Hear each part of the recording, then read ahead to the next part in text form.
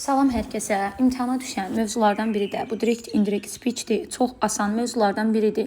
Sadəcə qaydalar bilmək lazımdır. Baxın, burada bizim cümləmiz var. She said baş cümləmiz.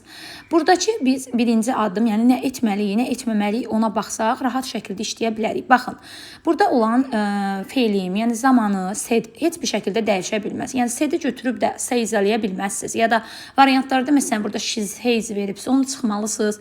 She had said veribsə çıxmalısınız. Yəni buradakı sizin mübtəda xəbərlə işiniz yoxdur. O olduğu kimi qalsın. Bu birinci. İkincisi bəs niyə edirsiniz? Baxın, burada she said verib. Belə də verə bilərdi. Məsələn, ola bilərdi she said to me. Yəni tamamlıqla da verə bilərdi. She said to me. Əgər said to me olsaydı, siz onu əvəz eləyərdiniz told-dan. Told-dan əvəz eləyə bilərdiniz. Said-dən sonra zət gələ bilər. Told zət ola bilməz. Bunları qaydaları yaxşı bilin. Told zət bu şəkildə ola bilər ki, told me sonra zət verilsin. Bu belə. Sonra deməli dırnağı atdıq. İndi bax bizim burada mübtədamız nədir? She-dir. Tutaq ki, she deyil, Leyladır. Fərqi yoxdur. Həmin o burada dırnaq içərisində verilən cümlənin mübtədası var, ay. Bax nəzərinizdə tutun ki, o sözü deyən elə bu she-dir. Yəni iki mübtədanı eyniləşdirin. O dedi ki, o kitab oxuyur. Yəni o dedi ki, mən kitab oxuyuram, kiminsə sözüdür. Gəlib onu kiməsə çatdıranda deyirsiniz ki, o dedi ki, o kitab oxuyur. Məsələn, mən kiməsə deyirəm ki, mən toya gəlməyəcəm. Aynurə gedir, Laliyə deyir ki, Leyla dedi ki, o toya gəlməyəcək. Yəni demir, Leyla dedi ki, mən toya gəlməyəcəm. Deyir, Leyla dedi ki, o toya gəlməyəcək. Leyla nəyə bərabərdir? Şiyə. O zaman məni də şiyə, yəni əvəzliklər ona uyğun olaraq dəyişməlidir. Yəni bu baş cümlənin mübtədası şidirsə, ona uyğun olaraq dırnaq içərisində olan cümlənin mübtədasını şi eləməliyəm. Bu belə. İndi mən baxım, görün burada hər şey doğrudur. She said, she said, she said, she said, she said. Bura qədər okey. Mən mübtədanı eyniləşdirib şi eləmişəm. Bəli, hansında ki ay verib o yanlış olardı. Üçüncü addımımız nədir? Baxın, burada zaman nədir? Am reading. İndiki davam edici zaman. Bunun bir əvvəlki keçmişi nədir? Was, were reading. Yəni keçmiş davam edici zaman. Mən də bu zamanı bir zaman geriyə atıram. Yəni məsələn, can desə could eləyin. Nə bilim, may desə might eləyin. Have to desə has to desə had to eləyin. Sonra is əmizardırsa was were şəklində eləyin onu. Have desə hədə çevirin. Has desə hədə çevirin. Yəni will desə would-a çevirin. Bir zaman geriyə atın elə bil ki.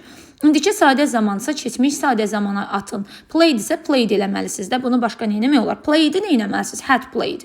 Bu şəkildə. İndi bax burada o deyir ki, o kitab oxuyur. Yəni was reading eləmək lazımdır deyə cavabımız C variantıdır. Yəni əmin bir zaman əvvəli nədir? İndiki davam edici zamanın bir zaman əvvəlki zamanı keçmiş davam edici zamandır.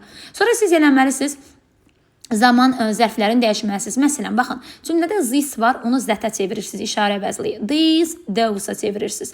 Ondan sonra ego before olur. Nə bilim, now sözü then olur. Then yazılan yəni. Then olur. Tomorrow sözü the next day, the following day olur. Bax, bu şəkildə yəni bunlara diqqət etmək lazımdır. Yesterday, the previous day olur. Yəni bu şəkildə the day before olur. İndi bizim burada bu nəqli cümlənin çevrilməsi idi. Bir də ola bilər ki, sual cümləsinin çevrilməsi. İndi baxın, dırnaq içərisində biz bilirik vıhi ilə başlamağından ki, bu xüsusi sual cümləsinin çevrilməsidir. Ümumi sual cümləsinin də çevrilməsi var. Xüsusi sual cümləsinin çevrilməsi var.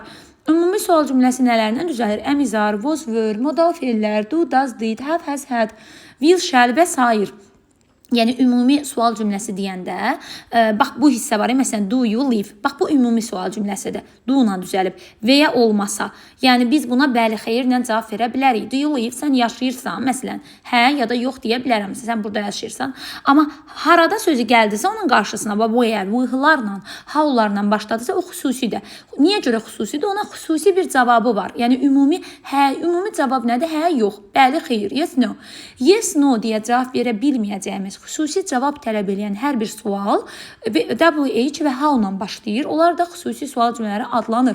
Məsələn, bax, mən kiməsə deyirəm ki, are you okay, yaxşısan? O insan mənə deyə bilər, yes, I am, no, I am not. Yox, hə, deyə bilər. Amma mən desəm, how are you, necəsən? O mənə hə ya da yox deyə bilməz. Artıq o mənə cavab verməlidir, xüsusi bir cavab verməlidir. Ona görə bu xüsusi sual cümləsidir. Xüsusi sual cümlələrində deməli biz he asked me şəklində elədik. İndi bu asan versiyalardır da. Məsələn he asked that də ola bilərdi. Yəni zətlə də verilə bilərdi ki, biz onu səhv götürərdik ki, askdan sonra zət gəlməz.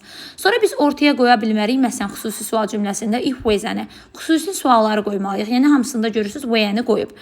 Və ən bilməli olduğumuz məqam budur ki, cümləni yenidən sual formasına verə bilmərəm. Yəni məsələn did verə bilmərəm, do verə bilmərəm əvvəldən. Yəni cümlə sual cümləsi olsa belə sual cümləsinin çevrilməsində nəqli formaya düşür. Nəqli formaya düşür. Nəqli formaya düşür. Yəni mən burada did I live, do I live eləsəm belə sual cümləsidir də. Do-nun bir əvvəlki zamanı nədir? Ed. Düzdür? Mən ona görə də vururam burada B variantın. Üçüncü testə baxıram. Üçüncü testdə ümumi sual cümləsinin çevrilməsidir. Baxın, dedik ki, xüsusi sual cümləsinin çevrilməsində if və zədən istifadə eləmək olmaz. Ortaya V-yə gəlməlidir. Məsələn, vıhılar gəlməlidir. Burada isə did-lə başlayıb ümumi sual cümləsidir. Ortaya if gələ bilər, V-yə gələ bilər. Ask-la verə bilərəm, want to know-la, wonder-la verə bilərəm və bunlardan sonra zət gəlməz. Yadınızda saxlayın. D variantı səhvdir, çünki dedik ki, sual formasında verə bilmərik. Cümlədə did varsa, mən onu bir zaman əvvələ keçirməliyim, yəni hədə çevirməliyim. A variantında çevirməmişəm, E variantında çevirməmişəm. B-də, C-də olar qalıram, hələ ki gəlirəm. Aha, last night zamanımdır. Dördüncü addım zamanın dəyişməsidir. Last night eləyirəm before, cavab olur C variantı. Dördüncüdə deyir ki, nəqli cümlədə gedəcəm partiyə. Will'in deməli hissədə olduğu kimi saxlamışıq. İndi bax dedi eyniləşdiririk. Sözü deyən he-dirsə, yəni bu dırnaq içərisindəki adamda I deyil, he-dir. Aynən verən variant olsaydı çıxardım. Will'in bir zaman əvvəlki forması nədir? Would. Would hansı zamandadır? A variantında, deməli cavabım A variantıdır. Yenə xüsusi sual cümləsinin çevrilməsidir. O məndən soruşdu ki, sən niyə ağlayırsan? Yəni o məndən soruşdu ki, mən niyə ağlayıram? Mən niyə ağlayıram? Cümlədə ardısa, mən was were axtarmalıyam. Deməli, mən was were axtarmalıyamsa, A variantında o yoxdur. B variantında sual formasında verib, D-də yoxdur, E variantında yoxdur. Cavabımız qaldı C variantı. 6-cı testdə isə have you ever been to London? Londonda olmusan, o soruşdu. Yenə ümumi sual cümləsidir. Hə ya da yox deyə bilərəm. Yəni iflərlə verəcəm, vezə ilə də verə bilərəm. Cümlədə have var. Have-in bir zaman əvvəlki forması haddir. Deməli cavabım ya B, ya C-dir. Sual formasında götürmürəm deyə cavabım B variantıdır. Yəni had I ever olsaydı bu sual olardı. Mən bunu sual formasında eləmirəm, nəqli formaya çevirirəm. 7-də don't be late əmr cümləsinin direktə çevrilməsidir. Bu testdə hamısını salmışam. Nəqli cümlənin çevrilməsi, zamanlara diqqət eləmişəm. Əmr cümləsinin çevrilməsi, nəqlinin, ümumi sualın, xüsusi sualın çevrilməsi hər biri əhatə edir. Bax, burada əmr cümləsinin çevrilməsində o dedi ki, ona gecikmə. Yəni, o ona dedi ki, gecikmə. He told her. Baxaq görək, burada hamısında he told her-dir. Bəli, he told her. Yəni, bura qədər hamısı düzgündür. Burada sadəcə olaraq məsələ nədir? Baxın, əmr cümləsində feili, yəni burada be feilinin qarşısına to qoymalıyam. A variantında qoyub, çox yaxşı. Amma not to be deməliyəm də. Birinci to not demək olmaz. B variantı səhvdir. Don't olduğu kimi saxlamaq olmaz. Be-ni being eləmək olmaz.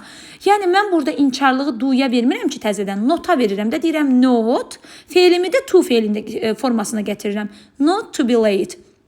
8-də bayaq dedik ki, can-in sual keçmişi could-dur. Qutardı getdi A variantı. Could bir dənə variantda var idi. 9-a baxırıq. O getdi, went.